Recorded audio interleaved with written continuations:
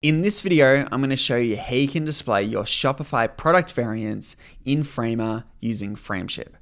So first things first, here we are in our Shopify store, and you'll see I have a bunch of products set up. Now let's take the example of my men's court polo product. Now you'll notice we have a bunch of variants set up here from color and size. Now what's important is that the order of the variants must match the order of your media in Shopify. So you will notice that the order of my media here goes from black, green, white. And you'll notice that the order of my variants is also black, green, and white.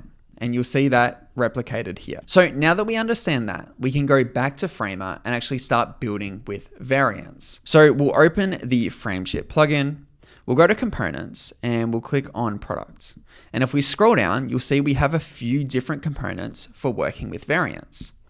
So let's start with our variant selector here. I'm actually going to drag this onto the canvas. Now inside this component, it's really critical that we set up these three fields and actually connect them to the relevant field inside the CMS.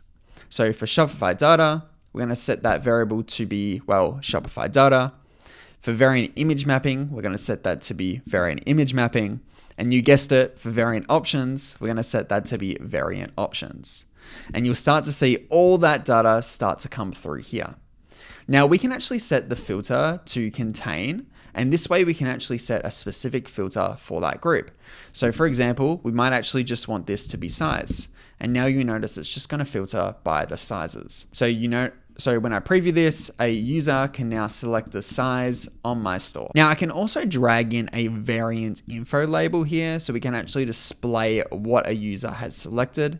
So if we put this here, and again, we're going to connect this field to the Shopify data, and we're going to set the type here to be variant name. So now when I preview this, I can select small, medium, large, extra large, and you'll notice that this variant label is actually updating in real time. Now we can even go a step further here and add a variant image switch. So if I drag this into my canvas here, and again, we're going to connect these three fields. So Shopify data, variant image mapping, and then variant options.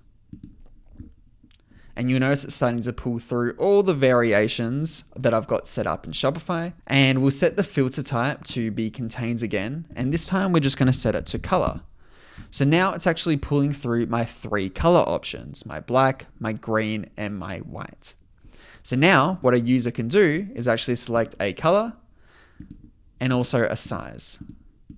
And all this information here will just be updated dynamically in Shopify as well as the stock. So then when I actually go to add that to my cart on a published website, it'll show. And you'll also notice that this image on the left-hand side is dynamically changing as well.